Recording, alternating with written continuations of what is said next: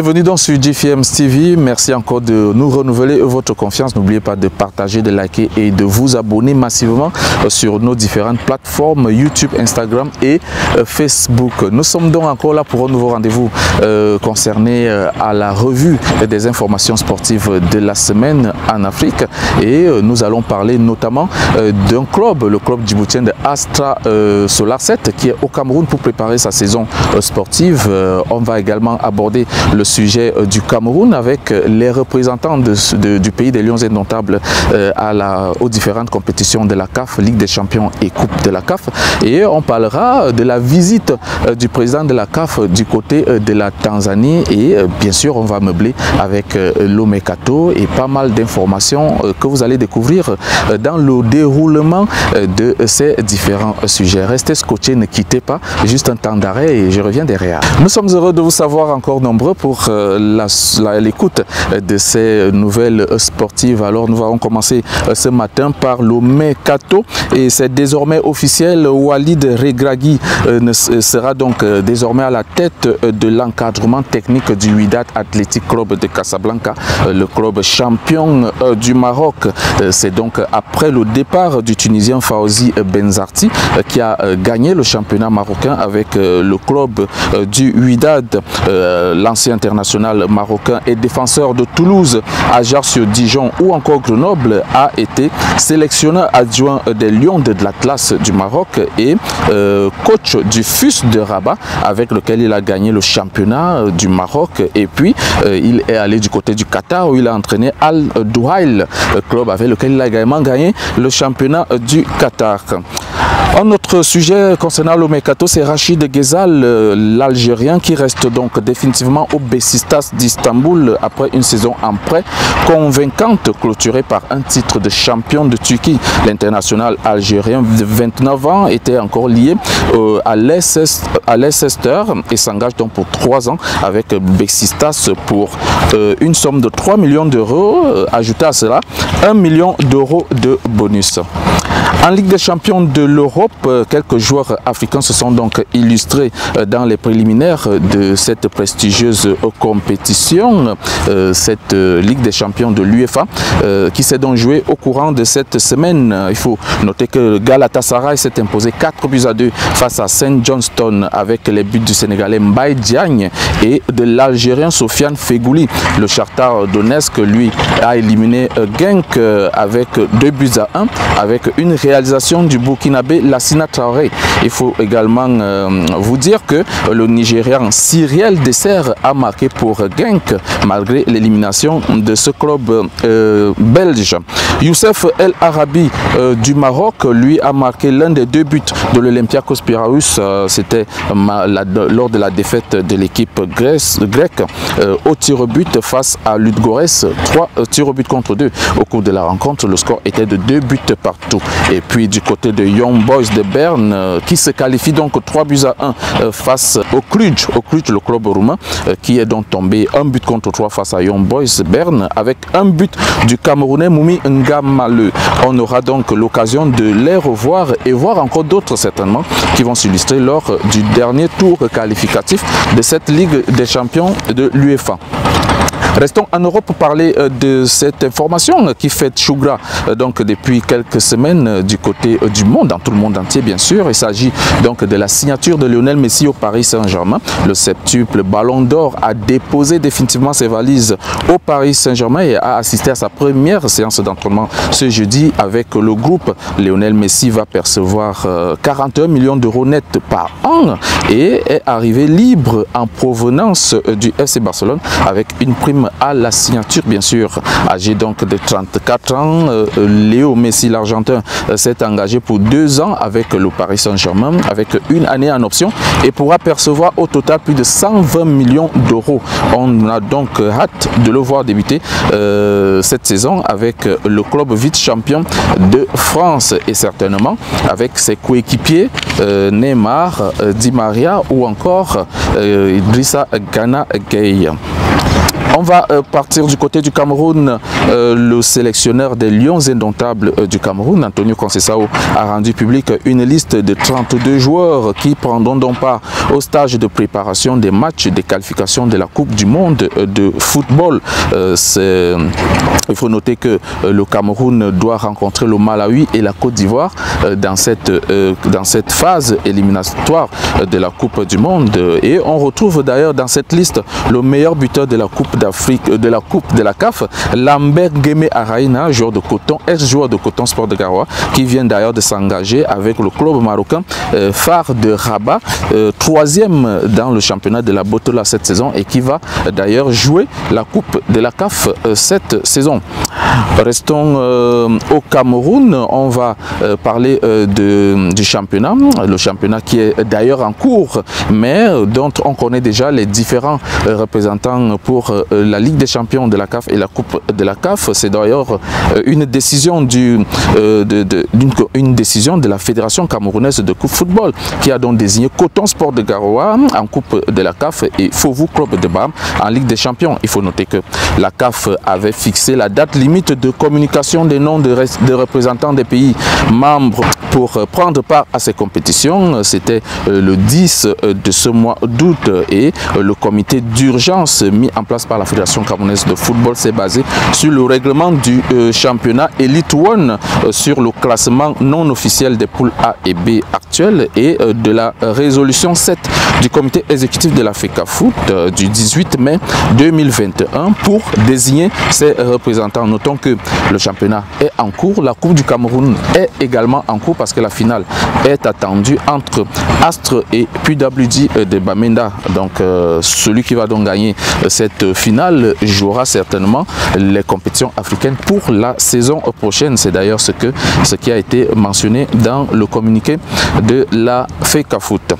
On va aborder le sujet de la CAF. Le président de la Confédération africaine de football, Dr Patrice Motsepe, est arrivé à Dar es Salaam ce vendredi 13 août pour une courte visite. Le Sud-Africain a rencontré le Premier ministre tanzanien Kassim Majaliwa avec qui il a eu plusieurs sujets d'échange et assistera à l'Assemblée générale extraordinaire du Conseil des associations de football d'Afrique de l'Est et du centre, j'ai nommé le CECAFA, où il s'adressera certainement au président et aux secrétaires généraux des différentes associations membres de la zone. Les échanges seront liés sur le championnat panafricain de football scolaire de la CAF et sur le football tanzanien, bien évidemment, sur le football de la région CECAFA et de l'Afrique en général. En 2022, le tirage au sort de la Coupe d'Afrique des Nations Total Énergie 2022 se tiendra donc le 17 août prochain à Yaoundé au Cameroun avec la présence des légendes du football africain et les représentants des 24 nations qualifiées. La CAN Total Énergie se jouera du 9 janvier au 6 février prochain 2022 bien sûr dans 5 villes communes comme Douala, Yaoundé, Bafoussam, Garoua ou encore Limbe. On aura donc droit à 52 matchs de très haut niveau dans cette compétition et notons que c'est la deuxième fois que le Cameroun organise la Coupe d'Afrique des Nations après celle de 1972. Les différentes sélections qualifiées sauront donc exactement dans quel groupe ils évolueront et comment est-ce qu'ils pourront se préparer pour cette compétition.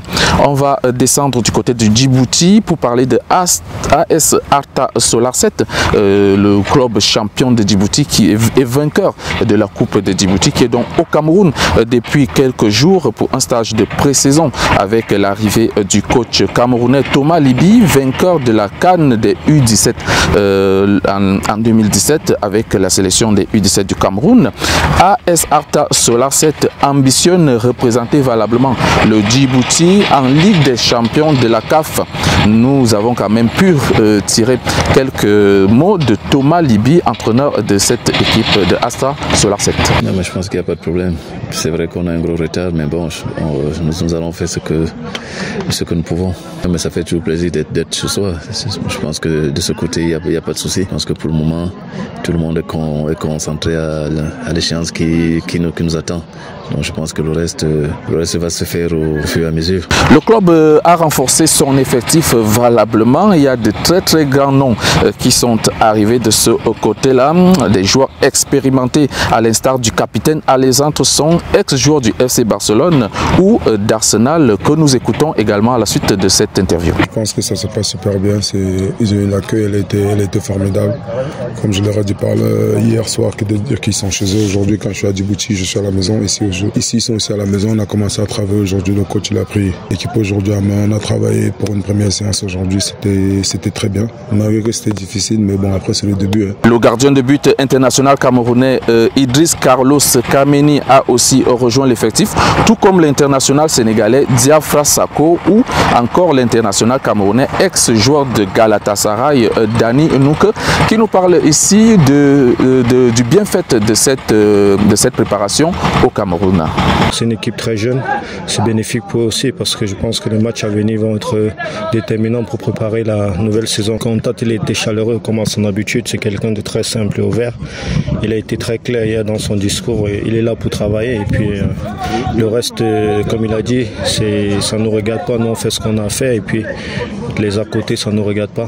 Asta Sola est donc en train de peaufiner sa préparation et prépare très bien sa saison pour essayer de faire bonne figure lors du prochain championnat d'Afrique, c'est-à-dire la Ligue des champions de la CAF. Chers abonnés, nous allons donc terminer notre balade sportive comme d'habitude avec cette note concernant le championnat Casa, le championnat de football de Casa, qui regroupe donc les Dream Team subsahariennes de Casablanca au Maroc, avec 2 matchs qui se sont donc joués ce jeudi. D'abord la victoire de AUC sur Afrique Foot 4-2, un match très plaisant, très riche en rebondissements et en actions de but, un match où on a vu quand même beaucoup de réalisations, 6 buts au total. C'est pour dire combien ce match avait, n'est-ce pas, beaucoup de qualité et était riche en rebondissements. Lors de la deuxième rencontre, on a également vécu la victoire de Africa Light, association Africa Light, qui a donc battu Batosoki Football Club 3-2. Un match également qui a été très riche en buts, 5 buts au total. C'est pour dire que ça va très vite du côté de Aï Hassani, où se joue donc cette compétition. On va quand même signaler que l'équipe de FC Capello affrontait Bébé Academy. Le score ne nous a toujours pas été parvenu, mais on vous donnera la suite dans nos prochaines éditions. Au classement donc de ce championnat, donc de Casablanca, c'est donc Capello qui est donc en tête avec 15 points, deuxième AUC 13 points, Afrique Foot est troisième avec 13 points également. Africa Light suit en 4e position avec 12 points. 12 points également pour Batosokani Football Club, 12 points. Waraba est 6e avec 11 points. Black Lion suit avec 6 points. Bébé Academy a 4 points. 3 points pour FC Boban. Et puis Eden Football Club n'a encore pas de points dans ce championnat. 0 points au compteur et est dernier dans ce championnat. Chers abonnés, nous allons continuer quand même de suivre ce championnat qui met en valeur les joueurs subsahariens qui n'ont pas de club certainement et qui veulent, pourquoi pas à partir de ce championnat, trouver une issue pour la suite de leur carrière. C'est ainsi que s'achève notre balade sportive. Merci d'avoir prêté une oreille fine dans ce programme. Restez scotchés sur ce Jiffy TV. N'oubliez pas de vous abonner massivement sur Instagram, YouTube ou encore sur Facebook. Sur ce, portez-vous bien et à très bientôt.